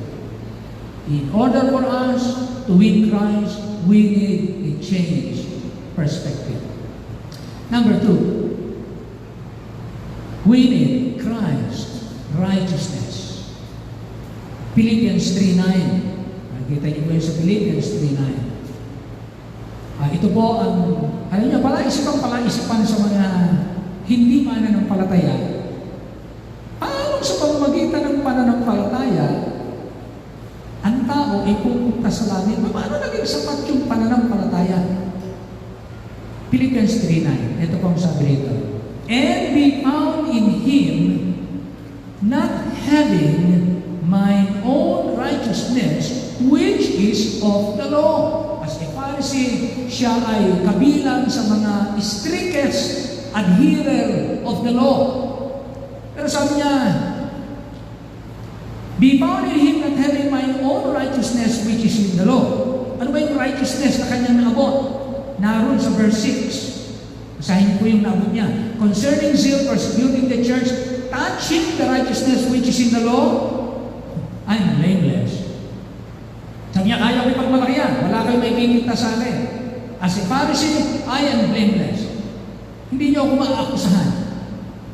Pero sabi niya, pagharap ko sa trono ng Panginoon, sa judgment throne of God, and be found in Him, not having my own righteousness, which is of the law, but that which is through the faith of Christ, the righteousness which is of God by faith. The righteousness which is of God by faith. Meron palang righteousness na hindi nanggagaling sa pagsunod sa kautusan o sa pamamagitan ng paggawa ng katuwiran o sa pamamagitan ng paggawa ng mabuti o sa pamamagitan ng pagtitiis hanggang sa wakas o sa pagsunod sa 7 sakramento o kaya ay sa tinatawag nating pagiging tapat na mamamayan o anumang kabutihan ng tao. Hindi pala yun ang sapat. Sabi niya, pagharap ko sa Panginoon, ang taglay kong katuwiran, yung katuwirang tinanggap ko kay Kristo dahil ng pananampalataya. Well, tingnan po natin. Romans chapter 10. Romans chapter 10. Go to Romans chapter 10. Ito, baka may mga kamag-anak tayong ganito. Baka may kaibigan kayo. Baka may mahal kayo sa buhay na ganito rin ang takbo ng filosofiya. Ito ang kanyang perspective. Hindi niya matatamo si Kristo kapag wrong ang kanyang perspective. Ito po ang sabi. Verse 1, Romans 10:1. Brethren, my heart's desire and prayer to God for Israel is that they might be saved. Ang aking kababayan, ang aking mga kamag-anakan, hindi paligtas. Pero tumatawag sa Diyos. Tumatawag sa Diyos. Sabi niya, mga kapatid, please, I want you to know the desire of my heart. Ang ating bayan o kababayan, ibig kong sila mga ligtas. That they might be saved. Verse 2, bakit po? Ano ba ang kanyang nakita, na-obserbahan sa kanyang kababayan? Ito ang na-obserbahan natin sa ating kababayan, maging dito sa atin. For I bear them record that they have a zeal of God. Masisikasig sila sa Diyos. Masigasig sila sa relihiyon, masigasig sila sa pananampalataya. I bear them record. Ako ang papatunay na sila'y masigasig sa Diyos. Ngunit, hindi ayon sa pagkaalam, hindi ayon sa banal na kasulatan. Yung sigasig nila. Yung sigasig na makadiyos ay hindi ayon sa salita ng Diyos. Yun ang malungkot, ano? Ibang sigasig na binibigay mo oras mo, pagtatapat mo, paglilingkod mo, pananalig mo, kayamanan mo, pinamamana mo, dinudilit mo, pag mamamatay ka na, dinudonasyon mo na lang kayamanan mo sa simbahan. Nagbabayad ka para ipagpamisa ka, nagbabayad ka para ipagdasal ka, nagbabayad ka, magpapabinyag ka, nagbabayad ka, magpapakasal ka. Napakasigasig mo. Kung ano yung mga dasal doon, minimemorya mo, kung yung practice doon, pinapractice mo, kinakailangan lumakad ng palahod, lalakad ka ng palahod, kung kinakailangan manalangin ng ulit-ulit na mahaba, mananalangin ka ng ulit-ulit na mahaba. Lahat yun, dedicated po ang ating mga kababayan. Pag kumindad, babanggitin ng Diyos. Pag kumindol, babanggitin ng Diyos. Sa ating pagiging religyoso, andyan ang mga rebulto sa dingding, andyan ang rebulto sa munisipyo, andyan ang rebulto sa mga kanto-kanto. Pinakikita po na talagang tayo masigasig na may paniniwala, kaya tayo kinikilalang the only Christian nation in Asia. The only Christian nation in Asia. But is that true? No. We are not a Christian nation. Sa totoo lang, dahil hindi alam ng mga tao na talagang Kristyanismo. Hindi nga nagbabasa ng tao ng Bible, lalo na muna. Di ba? Lalo na muna, walang mag-asa tayo makapagbasa ng Bible. Bakit? Mga nagtuturo ng pagkawal Pinagawa tayo magbasa ng Bible. Aklat daw ito ng tikbalan at ang makakain ng ganun nito, yung mga nagtuturo. Ganyan din ang ginawa ng mga relihiyon ngayon. Mga alipin ng mga relihiyon ngayon, hindi kinababasa ng Bible. At ang may karapatan lang mag-interpret yung kanilang tagapagturo. Tayo po malaya magbasa. You read your Bible. Meron ba kayong sarili-sariling Bibles? Amen? Okay. Reading your Bible dahil hindi po kayo maalipin naman. Kahit po ako, pag mali tinuturo ko sa inyo, malalaman po ninyo. Saan po sa Bible. Saan ang sabi po niyan? I bear them record, not according to knowledge. Verse 3. Verse 3. Anong ginawa niya ng mga Hudyo? Talatang 3. Ayan po pala ang dahilan. Sabi niya, for I bear them record, yan, for they being ignorant of God's righteousness, And going about to establish their own righteousness, have not submitted themselves unto the righteousness of God. Yun yung sinasabi ni Paul sa Philippians 3:9. The righteousness which is of God by faith. Hindi nila yung pinaniwalaan. Pwede pa na akong maging matuwid sa pamagitan ng pananampalataya kay Jesus. Sa pananampalataya kay Jesus, meron palang imputed righteousness. Romans chapter 4 verse 6. Blessed is the man unto whom God imputed righteousness without works. Sa verse 8 pa, nakalagay pa yun. Blessed is the man unto whom God will not impute sin. Yung ginawa mong kasalanan, hindi ilalagay sa iyong account. Bakit? Lahat ng kasalanan mo nakalagay sa account ni Christ. Siya ang nagbayad. Kaya si Kristo ang completion po natin eh. No? So, ignorant po ang mga tao dyan. Akala nila sila gagawa. Sila magpapakabuti. Sila magtitisag ng sa wakas. They being ignorant of God's righteousness. That is ignorance of God's righteousness ng kanilang mga tagapagturo. Kaya damay-damay ang mga tao. At tuwang-tuwa naman ang mga tao, that is their pride na sila ay makita ang sila ay tapat. But that is abomination to God. Ang sabi nito, and going about to establish their own righteousness. Ano sabi ni Paul? Not having my own righteousness. Pero ito, mga kamag-anakan niya, kababayan niya, establishing their own righteousness. Have not submitted themselves unto the righteousness of God. Hindi sila napasako sa pananampalataya, katuwiran sa pamamagitan ng pananampalataya. Verse 4. Verse 4. For Christ is the end of the law. Christ is the goal. For righteousness to everyone that believeth. Ang gawain ng kautusan, ipaalam na ikaw ay nagkakamali, ikaw ay makasalanan, pinakikita ang kautusan, at pag nakita mo ang kautusan, ma-identify mo. Sabi nga niya po sa Paul, hindi ko maaalaman na masama ang makiapid, malibang nakita ko sa kautusan, huwag kang makikiapid. Sabi ko, naalaman niya, pakiapid pala yung kasalanan dahil nakalagay sa kautusan. Kaya ang kautusan, sa kautusan ay ang pagkaalam ng kasalanan. Pero hindi ka pwedeng gawing righteous ng kautusan dahil ng kahinaan ng laman. Pero kapag nanampalataya ka kay Kristo, pwede kanyang gawing matuwid. At ang kautusan hindi pwede magbigay ng buhay. Si Kristo kayang magbigay ng buhay. Ang kautusan hindi ka kayang tubusin sa sumpa. Tinubos tayo ni Kristo sa sumpa.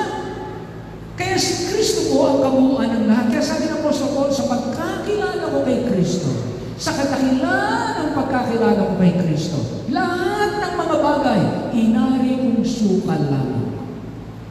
Walang kwenta ang lahat in comparison sa pagkakilala kay Kristo. So you will be found having the righteousness of Christ.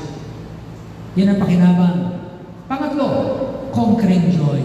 Magkakaroon kayo ng conquering joy. Sa mundong ito, marami po ang kalungkutan sa buhay. Pero sabi niya, that I may know Him. Yung pong salitang know, ginamit po yan sa Genesis chapter 4, verse 1. Sabi doon, and Adam knew Eve. Ano po yung pagsasama ng mag-asawa? Yung kanyang intimate relationship ng mag-asawa. Yun po yung salitang know. The intimate, the closest, the sweetest moment ng mag-asawa. Yung kanyang intimate relationship. Nang sabi ng Apostle Paul, that I may know Him. Ang gusto kong magkaroon ako ng relasyon kay Kristo na katulad ng pinakamalapit na relasyon dito sa lupa, na katulad ng relasyon ng masayang mag-asawa. Kapag ka ang mag-asawa po masaya, wala kayong problema na mananay sa inyong dalawa. Pag masaya mag-asawa. Kayo mga kabataan, pagka kayo ay dadating na sa pag-asawa, sa simula pa lang, kaya kayo mag-asawa dahil pinili ninyo yung inyong mapapangasawa. Pinanalangin ninyo ang inyong mapapangasawa, naniniwala kayo na mapapangasawa nyo sa gabay ng Panginoon, kalooban ng Panginoon, hindi labas sa salita ng Panginoon. Kaya itong aking mapapangasawa, ito na ang final kong makakasama habang kami nabubuhay. Wala po sa plano natin yung divorce. Amen? Wala sa plano natin ang annulment. Ano man ang problem, na pag-uusapan po yan, nalulutas po yan, kapag ang lagi niyong tanong, Lord, what will thou have me to do? Ha? Lord, what will thou have me to do? Ano mga pagbabago ang dapat mangyari sa aking buhay? Kung pareho po nagtatanong ng ganyan, you will have a conquering joy. You will know Christ. Ang mga magkakaibigan, sino sa inyo ang masaya kayo na kayo merong best friend? Meron kayong kaibigan. Say amen? Amen. Di ba masaya ng best friend? Nung isang gabi, nagulat ako, meron akong kaklase na nag-send ng message sa akin ng friend request. Babae. Mga kabarkada namin yung kami high school. Tinitingnan ko yung picture, parang hindi ko ma-identify, pero yung pangalan, kilala ko, so minessage ko, ikaw ba si ganito, dinescribe ko yung kilala kong kapangalan niya. Sabi niya, Pastor, ako nga. Eh, tinatuwa ko. Sabi niya, Pastor, magre-reunion sana tayo. 40 years na natin, kaya lang, magkaroon ng COVID, papunta sana kami sa iyo. Tingnan niyo yun, ano? Eh, yung mga kaibigan mo, na matagal na hindi nakita-kita, na nandiyan lang din sa munting lupa, abay, magkikita-kita kayo. Di ang saya ng magkakaibigan, di ba? Ang mag-asawa, ang best friend natin, yung ating asawa unang-una. Kaya huwag kayong mag-aasawa, kayong mga kabataan, hindi nyo kaibigan. Huwag kayong mag-aasawa na lagi kayong nag-aaway. Bakit? Pag kayo nagsama niya, lalo kayong magiging maaway.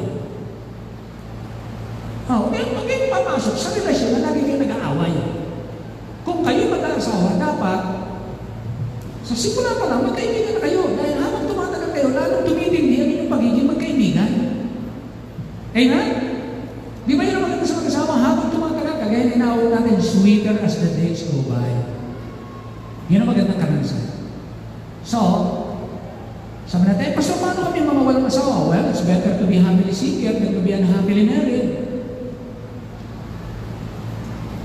Hindi natin pwedeng sabihin, kawawa mo kasingil, walang asawa. Minsan mas kawawa may asawa. Gusto bumalik sa pagkasingil. Yan po mahirap. Pero single o may asawa, pag ang lagi niyang tanong, Lord, what will they have me to do? You will reach your potential. Fullest potential. Greatest joy sa inyong buhay. You will have a conquering joy. Si Paul, wala po siyang asawa. Nang nagsasalita siya dito. Hindi na po siya. Kung siya dati may asawa, wala na po siyang asawa. Hintay na ito. Although sabi ng iba, dati siya may asawa. Pero kung si Paul ay hindi nag-asawa, still, wala siyang asawa. Nang sulat nito, mayroon siyang conquering joy. At ang pinaka-joy niya ay ang ating Panginoon. Purest joy. Perfect joy. Overflowing joy. Heavenly joy. Incomparable joy. Ultimate joy. Exciting, thrilling joy. That I may know Him. Then, crowning power. You will have a crowning power.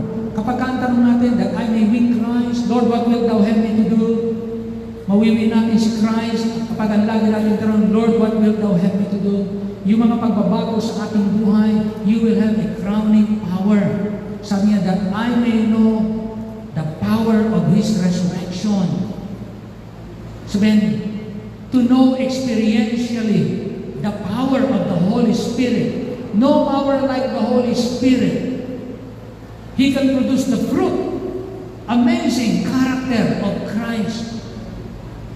At yung dating pangit ang ugali, magtataka kayo. Napakaganda po na makikita natin sa kanila. Then, consecrated loyalty. Sabi niya, that I may know the power of His resurrection and the fellowship of His suffering. Ibig sabihin, yung suffering ni Christ, hindi ko ayawan, hindi ko lalayuan, hindi ko iiwasan, hindi ko ipapanalangin alisin. Kung ano man ang suffering, bilang tagasunod ni Kristo, hindi ko lalayuan. I will be loyal to Christ. Consecrated loyalty. Magtatapat ako sa hirap at sa ginhawa. I want to have fellowship with Him in sufferings. Hindi lang ako kasama ni Kristo sa Jollibee, sa McDo, o sa swimming, o sa outing, kung saan man, sa Boracay man, kung saan. Amerika man yan, sa Canada man, sa Australia, no. Sabi ng Bible, kasama ka rin yan sa sufferings. Kapag inusin, you stay with Him. Kapag nariripanganin, you stay with Him. Pag may pasan, you stay with Him. Consecrated loyalty. Sa mga minamahal, ang pagbabago po, darating sa ating buhay. Si Paul, dating manguusig ng iglesia, dating namumuhi sa Kristyanismo, dating ayaw niya kay Christ, pero nang makilala niya si Kristo, nagkaroon ng welcome change. Baguhin mo ako. Ano ang gusto mong aking gawin? Mula po noon, nangyari kay Apostle Paul ang hindi kayang baguhin ng anumang bagay at sino man dito sa mundo. Nangyari po kay Paul. Kagaya ni Barbaro, na dating ito ang itsura, nagkaroon po ng transformation. Mula sa loob, nagkaroon ng pagbabago, nakita sa kanyang panlabas. Sa mga Kristiyano, mga mananampalataya, lagi natin itanong sa Panginoon sa ganitong panahon, Lord, what will thou have me to do? Anong ibig mong aking laging gawin? Baguhin niyo po ang aking buhay. Bago ko hanapin baguhin ang aking kapwa, sabi nga, ikaw ang maging ehemplo ng pagbabago na gusto mong makita sa kapwa mo tao. Ikaw, sa iyo makita ang pagbabago. Sa iyo makita ang magandang gawain. Kung ano man ang gusto natin makita sa ating mga mahal sa buhay, makita po sa atin. Hindi po ito madali. Now, last verse na gusto kong basahin natin para po yung nangyari. Second Chronicles, 2 Corinthians, chapter 10. I was reminded ng talatang ito, we will close. So 2 Corinthians chapter 10, verse 5. 10:5, kapatid. 2 Corinthians 10:5. Ito yung nangyari kay Paul. Casting down imaginations. Your imagination will bring you anywhere. Ang imagination ng tao, pwedeng black, pwedeng white, pwedeng green, pwedeng brown. Ang naiisip natin, we imagine different things, different colors. Ngayon sabi dito, casting down imaginations.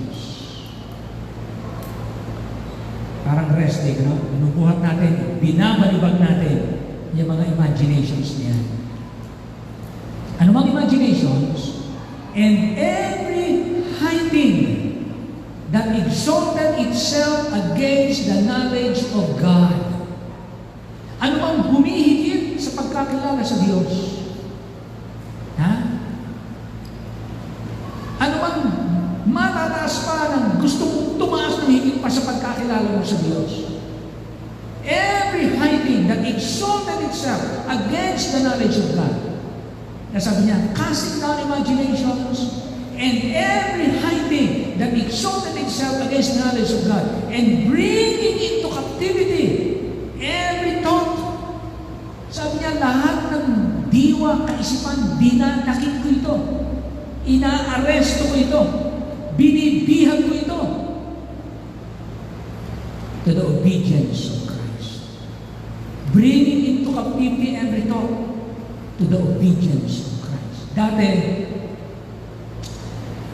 ang mga Kristiyano, kinakalagay niya, binibihag niya, at gusto niyang wasakin ang pananampalatayang Kristiyano.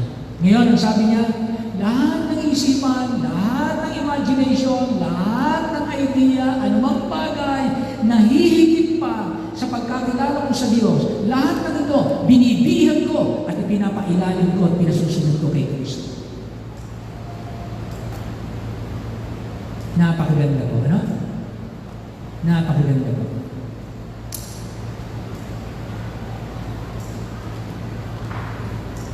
Philippians 2:10, that at the name of Jesus Christ, every knee should bow. Of things in heaven, things in earth, and things under the earth. And that every tongue should confess that Jesus Christ is Lord to the glory of God the Father. Dadating po ang araw, lahat ng tao magiging mananampalataya. Ay ngayon, marami pong hindi mananampalataya. Dadating ang panahon, 100% lahat ng tao magiging mananampalataya. Gusto, teka muna. Parang kontra yata yan na marami mapapahamak. Ibig ko po sabihin, ito po ang sabi sa Philippians 2:10. May mga tao na ayaw na maniwala, ayaw tanggapin na si Kristo yung Panginoon. Pero dadating ang panahon, sabi nito, that at the name of Jesus, every knee should bow sa langit, sa lupa, sa ilalim ng lupa, bawat dila, sasambitlayin, kikilalanin, tatawagin si Kristong Panginoon. Yung totoong mananampalataya, pag tumawag sila ng Panginoon, masaya, galing sa puso. Yung mga hindi mananampalataya, dadating ang araw, tatawag din sila ng Panginoon, pero hindi po sila masaya. Sila po ay miserable, nagmamakaawa, nasa kapahamakan. Doon lamang nila kikilalanin si Kristo yung Panginoon, but it's too late. Wala na pong pagkakataon. Kaya ang pinakamabuti po, habang tayo ngayon ay may pagkakataon, tanggapin natin yung pagbabago na gustong gawin ng Diyos sa atin. Siya'y kilalanin natin Panginoon ng ating buhay. Lagi natin tanong sa Kanya, Lord, what will Thou have me to do? Ano bang gagawin ko, Panginoon, para ako maligtas? Makatiyak ng langit? Sabi ng Panginoon, magsisi ka ng kasalanan, magtiwala ka kay Kristo na yung tagapagligtas. Sabihin mo sa Kanya, magtiwala ka sa Kanya. Yun ang gagawin mo para maligtas ka. Hindi mo kailangan ng bautismo. Pag naligtas ka, saka ka lang dapat sumunod sa tubig ng bautismo. Ang bautismo hindi ng pagliligtas. Pero yung naligtas, inuutusan sumunod sa tubig ng bautismo. Para ano? Para maging membro ng kanyang simbahan. Dahil ang simbahan, ang katawan ni Kristo, na gagamitin niya para paglingkuran at ipahayag siya sa sanlibutan. Hindi na pagliligtas ang pagiging membro. Pero magaligtas, dinadagdag ng Panginoon sa kanyang simbahan. Kaya kung ako, Kristiyano totoo, at si Kristo aking Panginoon, hahangarin ko na maging miyembro ng totoo at tamang simbahan. Not necessarily Christ Baptist Church. Humanap kayo kung meron kayong gustong puntahan na tamang simbahan. But be a member of a true church. Be sure na ang paraan ng kaligtasan ng simbahan yan, hindi sa gawa.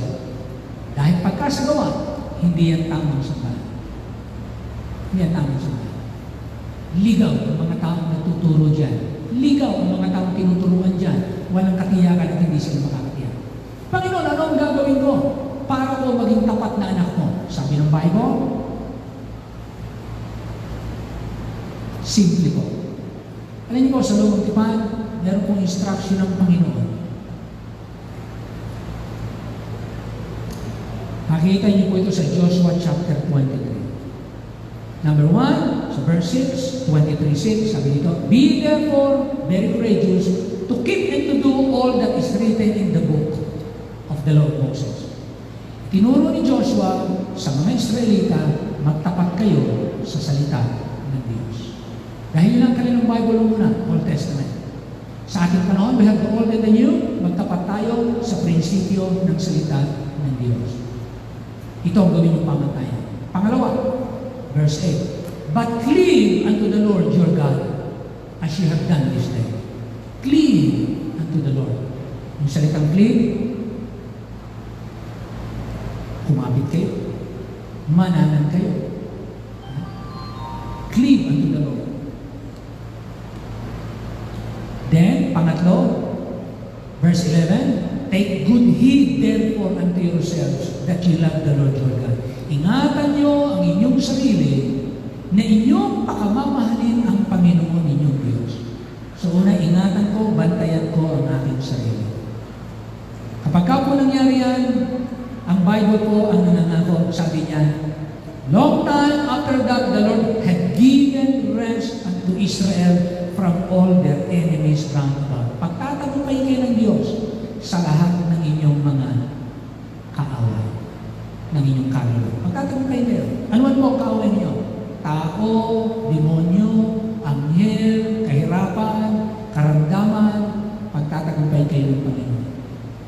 So mga kapatid, mahalaga pong laging tanong, Lord, anong gusto mong aking gawin? You obey the book, cleave to the Lord, ingatan mong sarili mo na huwag kang lumayo sa Panginoong Diyos. Ama namin Diyos, maraming salamat po sa inyo sa umaga ito. Sa aming kapanahunan, narito po isa sa mga mananampalataya, grupo ng mga mananampalataya, isang iglesia, na ikaw po ang aming pinakamamahal, salita mo ang aming tinataas, kalooban mo ang ibig namin mangyari. Meron po kami pag-asa ng buhay na walang hanggan. Naghihintay kami sa iyong pagbabalik. Umaasa kami. Ang mga namatay at kami mabuhay ay kukunin mong sama-sama at dadalhin sa iyong piling. Ito po ang aming pinakahihintay. Ngunit habang ikaw ay hindi pa dumarating, kami ay sinasabihan mo, occupy till I come. Kami mga lingkod, kami ang gumanap ng iyong gawain habang ikaw ay hindi pa dumarating. Kaya wala po kami ibang pagtatapatan kundi ikaw at ang iyong salita. I-bless you po ang inyong mga anak, mga kaipo namin at ang mga anak namin, kami at ang aming buong mga mahal sa buhay. Hindi maging biktima ng salibutan at hindi mailigaw ng mga gulang mga ngaral, kundi bagkos ang iyong salita ng aming panangnan. At ang aming buhay, manatiling matatag, sumusunod po sa iyong kalooban. Maraming salamat po sa inyo, sapagkat ang kaligtasan ay binigay mo, hindi mo pinagawa sa amin, dahil hindi namin kakayanin. Ang requirement ay napakataas. Hindi sapat ang magtiis hanggang sa wakas para maligtas. Ikaw ang nagsabi ng kinakailangan ng tao maging perfect para tanggapin sa langit. And the only time na kami magiging perfect kapag tinanggap namin ang katuwiran ni Kristo, ang perfect righteousness ni Christ. That is the only hope. Jesus Christ is our hope. So Lord, i-bless you po bawat isa. Ikaw na po ang magpala sa mga anak mo na nagmamahal po sa iyo. At palaguin niyo po kami lahat, pagtibayin, gamitin sa aming kapanahunan. Maraming salamat po. Minsan pa, Panginoon, ang lagi namin tanong sa aming buhay. Panginoon, ano ang gusto mo po na aming gawin? Ano po ang gusto mo na aming gawin? Sa pananalitan ito, magiging pabuti ng pabuti ang bawat aspeto ng aming buhay.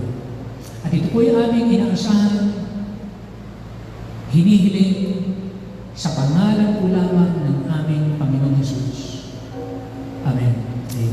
Habang nakatuwa po bawat isa, as I bow the eyes closed, sa amin po, kung kayo po ay narito, wala kayong katiyakan ng langit, kausapin niyo ang Panginoon niya sa upuan ninyo, sabihin sa Kanya, Lord, ako po ay makasalanan. Ano ang gagawin ko para maligtas? Makatiyak ng langit. Nadinig ko, magsising kasalanan. Manampalataya kay Jesus.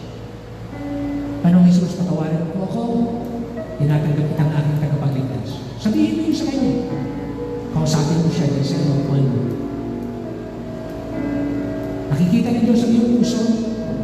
At kung makita niya ang iyong pagtawag sa Kanya, madinig niya na tumatawag ka at ang iyong puso.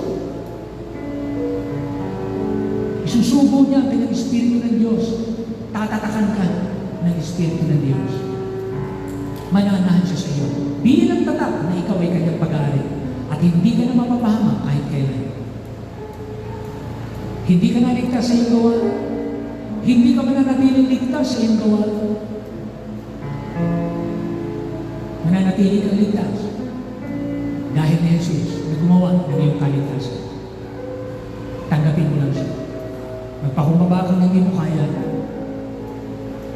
Sumunod ka sa kanyang kalooban bilang patunay, pagpapakita na totoong tinanggap mo siyang tagapagligtas at Panginoon ng iyong buhay. Ang mananampalataya, your potential, hindi mo pa naabot ang lahat. Huwag kayong manawa magtanong sa Diyos, Panginoon, ano gusto mo natin gawin? Punong-puno ng pagbabago ang buhay. may babaguhin siya sa atin. Hanggang hindi tayo nagpapasakop na tayo kanyang baguhin. Ayon sa wangis ni Kristo, ayon sa salita ng Diyos, kapag hindi tayo nagpasakop dyan, hindi natin makikita ang marami pang pwedeng gawin ng Diyos sa inyo at saka sa ating buhay. But as a church, habang tayo sumusunod sa kanyang kalooban, we will see more and more what God can do through you, through the church, at sa pamagitan ng buhay ng mga aanihin. So mga kapatid, pasakot tayo sa gusto ng Diyos sa ating buhay. Sa pangalan ng Panginoon Jesus. Amen. Amen. Tayo po'y tumayong lahat. Amen. Tayo po'y umawit. Awitin po natin yung have thine own way, Lord.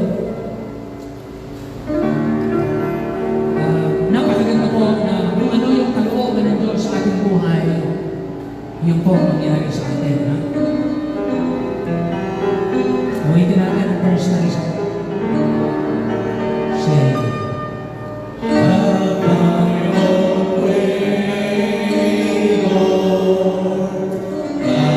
have thine own way, Lord.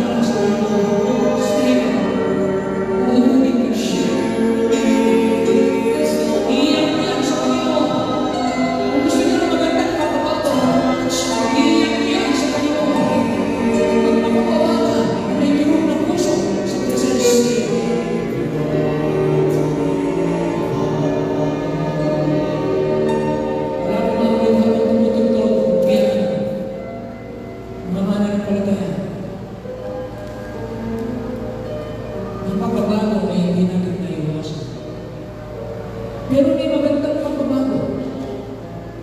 At ang pinakamagandang pagbabago ay yung gagawin ni Kristo sa buhay mo.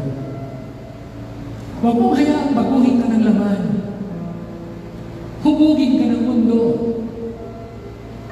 O alipinin ka ng diabo. Huwag mong payagan mo. Makontento ka kay Jesus. Huwag kang gumayan sa karamihan. Huwag kang padala sa malakas na halanghak ng mundo na parang sila'y masaya sa kanilang buhay na walang Diyos. Masaya sila sa do all what you want. I am the king of myself. Do all the gusto. Okay, may ito. Do not be thrilled with what they are thrilled. Hariin ang kagalakan ng Panginoon. Sa Kanya ka magpakaligaya. kalagayan inanasa ng iyong puso, higit pa sa iyong hinihingi at inaakala. Stay with Christ. Lord, what will thou have me to do? Baguhin mo ako. At kung ano-ano pagbabago na maging sa aking buhay, I can accept and I have to face anytime. Lord, what will thou have me to do? I want to meet Christ. I want to please Christ. I want to be like Christ to the glory of the Father. May magandang pagbabago na kalagayan. Last stanza, waiting po natin. Last stanza. Have thine own way, Lord. Have thine own way. Lord the Father, I am the way. Mold me and make me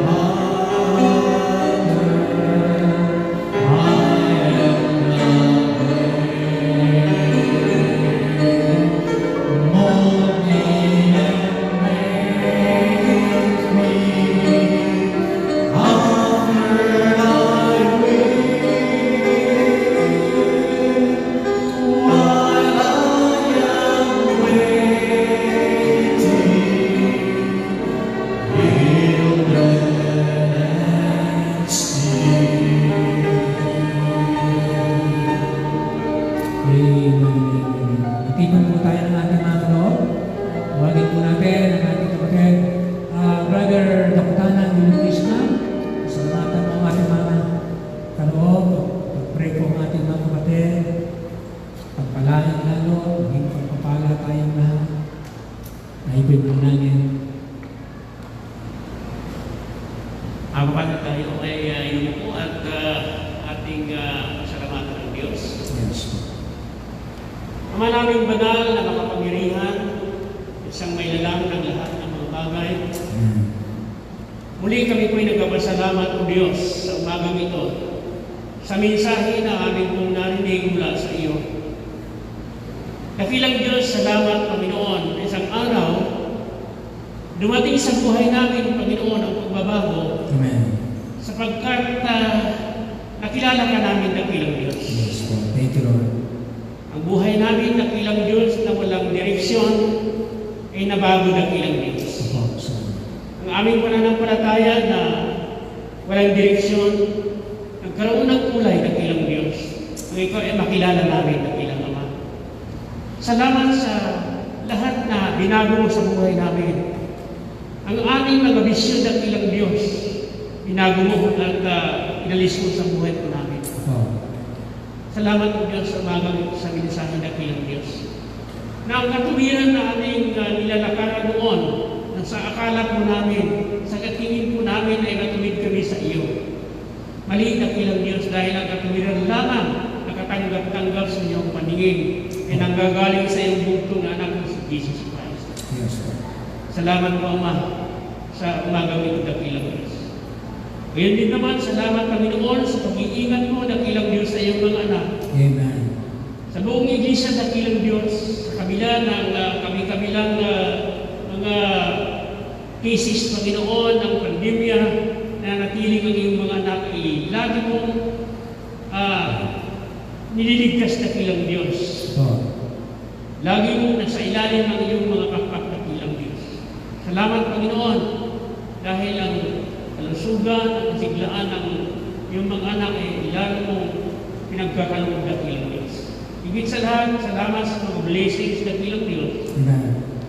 Namin natanggap mula sa iyo, mula sa ibang kaparaanan dakilang Diyos na ay pinagkaloob mo sa iyong mga anak. Maging ito may galing sa business, maging ito may galing sa pagtatrabaho. Ibang sources dakilang Diyos ng mga pagpapala na pinagkaloob mo. Salamat Diyos. Sa umagang ito dakilang Ama, dahil diyan kami po ay magpapasalamat sa iyo sa pamamagitan ng paghahandog at pagbabalik Panginoon ng mga bagay na nabibilang at nararapat para sa iyo dakilang Diyos. Ito may tithes and offering, pagkakalam namin Diyos para sa iyo. Yes. Basbasan mo Diyos ang lahat ng mga bagay na pagkakalam namin sa iyo. In Jesus' mighty name, Amen. Amen. Amen. Amen. Mapapura po tayo.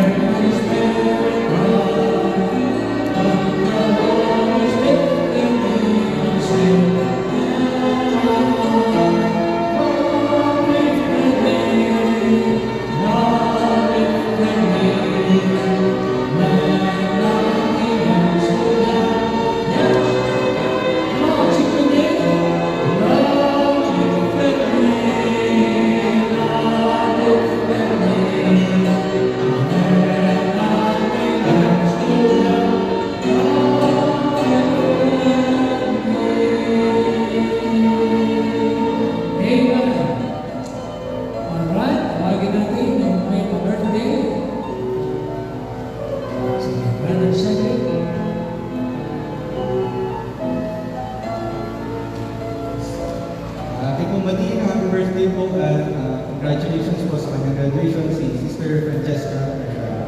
Sister Jessica. Siya, ayun. Dito si Sir. Sino pa? Salamat. Ayun. Okay, awitan po natin, Sister Jessica. Amen. Okay. Amen. Nangiyan na sa Jessica niya. Nangiyan ka na eh.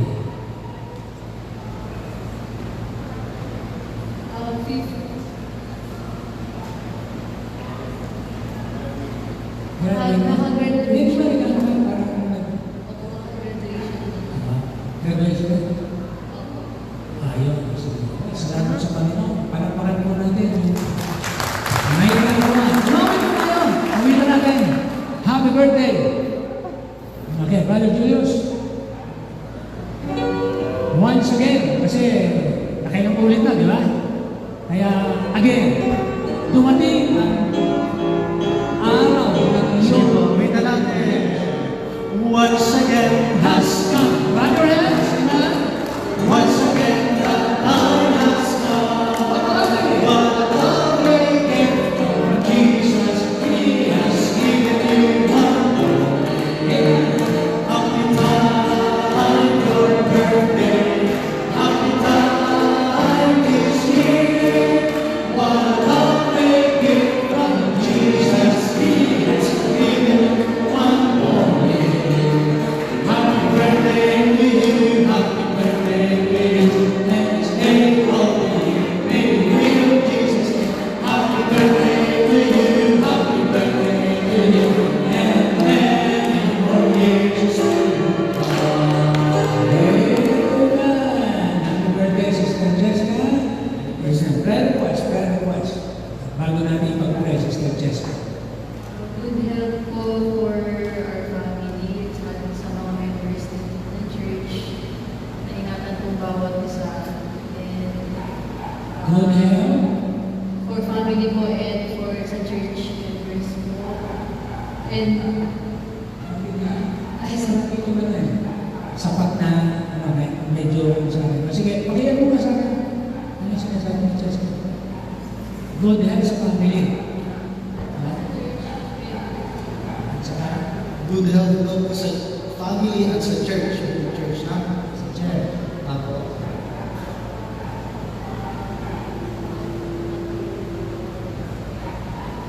Maayos na pag-review namin sa kanyang board exam. Review. Amen.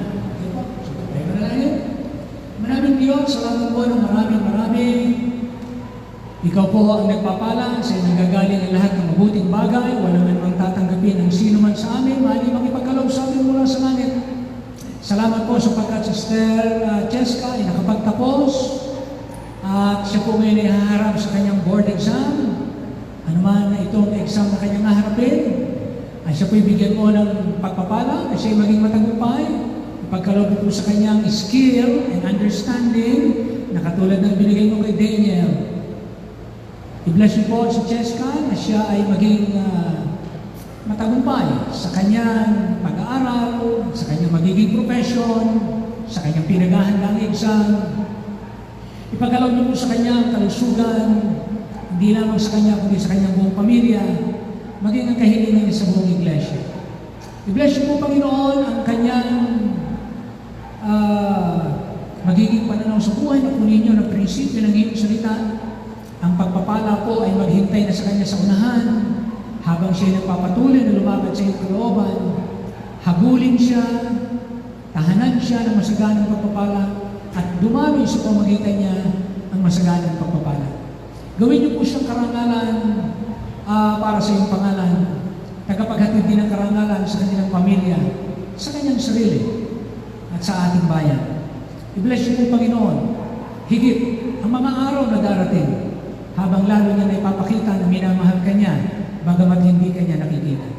Pagkalooban niyo po siya na marami pang mga taon ng kaarawan, ng pagdiriwang, ng mga matagumpay at punong-puno ng pagpupuri sa iyo.